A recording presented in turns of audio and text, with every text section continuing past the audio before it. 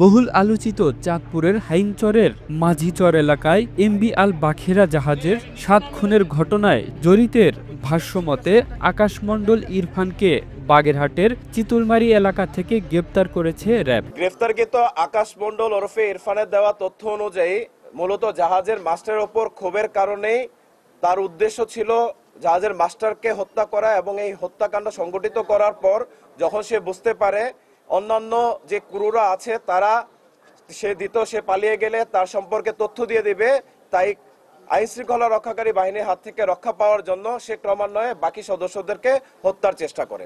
বুধবার দিবাগত রাত র্যাব 6-এর একটি দল গোপন সংবাদের ভিত্তিতে বাগেরহাটের চিতলমারী এলাকায় অভিযান চালিয়ে হত্যার ঘটনার সাথে জড়িত আকাশমণ্ডল ইরফানকে গ্রেপ্তার করে।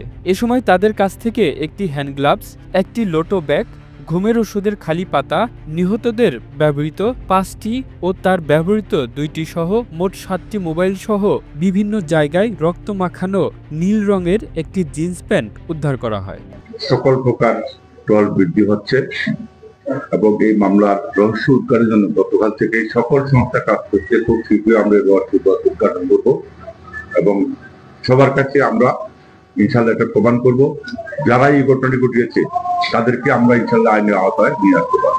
বুধবার বেলা 12টায় র্যাব 11 CPC 2 কুমিল্লার কার্যালয়ে এক সংবাদ সম্মেলনে এসব তথ্য জানান র্যাব 11 এর উপ অধিনায়ক মেজর সাকিব হোসেন। গ্রেপ্তারকৃত আকাশমণ্ডল ইরফান বাগেরহাটের ফকিরহাট গ্রামের জগদীশ মণ্ডলের ছেলে। গ্রেপ্তারকৃতদের বিরুদ্ধে সংশ্লিষ্ট থানায় আইনানুগ ব্যবস্থা গ্রহণ করা হয়েছে।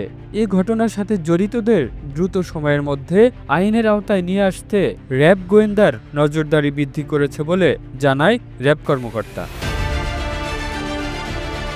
The news Bangladesh, national desk.